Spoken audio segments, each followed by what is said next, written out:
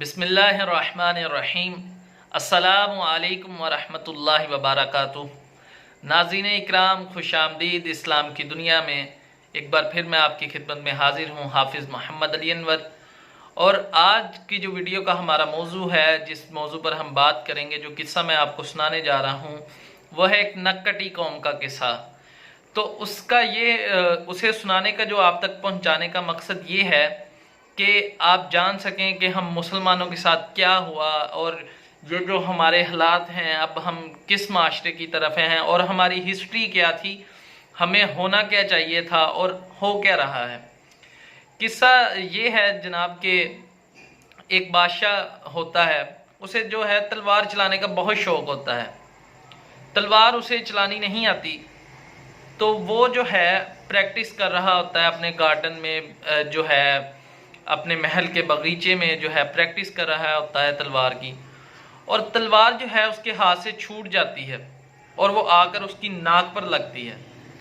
नाक उसका कट जाता है और वो नक्कटा बन जाता है। बादशाह तो परेशान हो जाता है कि मैं अब दरबार में कैसे हाजिर हूँगा, कटी नाक लेकर तो मैं कैसे दरबार में जाऊँगा। पहले तो वो कुछ दिन जो है अपने दरबार में जाता ही नहीं, इसी परेशानी से। तो जब ज़ख़म जो है उसका जो है थोड़ा ठीक हो जाता है, तो अपने दरबार में जब वो जाता है तो कुर्सी पर बैठने लगता है, तो उसका वज़ीर जो है उसकी देखकर हंसी निकल जाती है। वो कहका लगा लेता है उसे, जब वो कटी नाक देखता है तो उसकी हंसी निकल जाती है वज़ीर की। तो बादशाह इसे बहुत जलील, अपनी जलालत समझता है, वो बहुत बिस्ती समझता, और कि वो इतने गुस्से में आता, कहता है इस नाफरमान की वज़ीर भी नाक काट दी जाए। लिहाजा इसने मेरे ऊपर हंसी की, इसकी नाक भी आप काट दो। तो वो वज़ीर की नाक भी काट देते हैं लोग, सिपाही पकड़ के जो है वज़ीर की नाक भी काट देते हैं। तो अगले दिन आम महफिल जो है लगती है, सजती है, लोग आते हैं। तो जब बादशाह और वज़ीर हाजिर होते हैं तो वो सारे लोग देख के जो है बादशाह और वज़ीर की तरफ देख के कहका लगाते हैं कि नक्कटे आ गए, हंसी उड़ाते हैं। बादशाह और वज़ीर, उनको भी बहुत गुस्सा आता, बादशाह और वज़ीर, और वो दोनों जो है मिलकर फैसला करते कि इन सब की भी नाक काट दी जाए। इवन कि वो इतना वहाँ आम हो गया कि जो जिसके अंडर था उसने उसकी नाक काट दी। कि बच्चा पैदा होता उसकी नाक काट दी जाती कि हम नक्कटे हैं। वो खुद को नक्कटे कहने लग पे, वो खुद को जो है नक्कटे कहने लग पड़े कि हम नक्कटे लोग हैं, हमारा नाक ही कटा होता है। कि वो जो जिसके अंडर जो था ना, उसने उसकी नाक कटवा दी, और वो सारी कौम जो है, वो जो गांव था या सल्तनत थी, वो सारी नक्कटी बन गई। तो चुनाचा कुछ दिन गुजरे, कुछ महीने गुजरे, तो एक शहरी मुसाफिर का वहाँ से गुजर हुआ, वो वहाँ आया तो उसने देखा कि ये नक्कटे लोग, तो वो बहुत परेशान हुआ। और वो सारे लोग जो हैं वो कहें कि वो उसके ऊपर हंसें, कहका लगाएं कि ओहो, इसे तो पता ही नहीं है यहाँ नाक काट दी जाती है। वो अलहदा परेशान कि यार ये नाक काट देंगे मेरी, और ये सारे नक्कटे, उसे तो समझ ना आए कि मतलब बात की। तो दर हकीकत हमारे साथ भी यही हुआ है।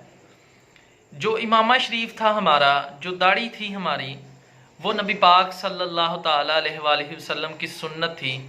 हमारे लिए सुन्नत नबवी है, वो सुन्नत थी, और हम उसे इतना छोड़ चुके हैं, हम बहुत दूर हो चुके हैं उससे।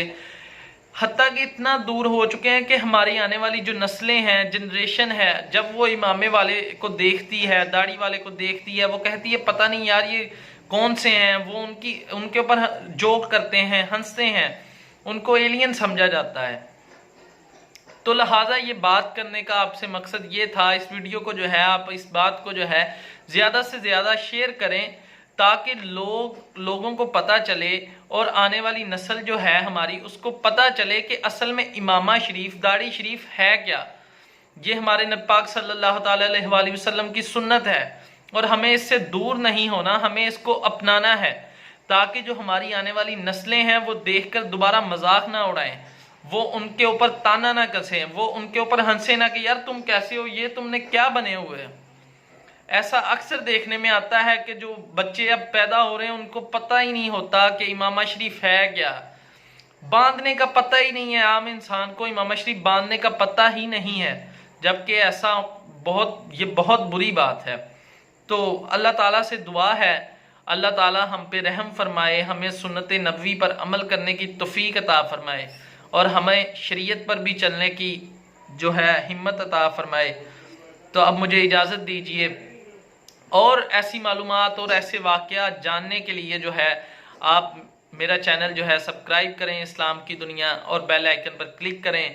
और अगर आपका कोई दीनी सवाल है, आप कोई सवाल पूछना चाहते हैं, तो नीचे डिस्क्रिप्शन में मेरा नंबर है और मेरी मेल आईडी है, जीमेल आप मुझे कर सकते हैं। इंशाल्लाह मैं ज़रूर आपको जवाब दूंगा।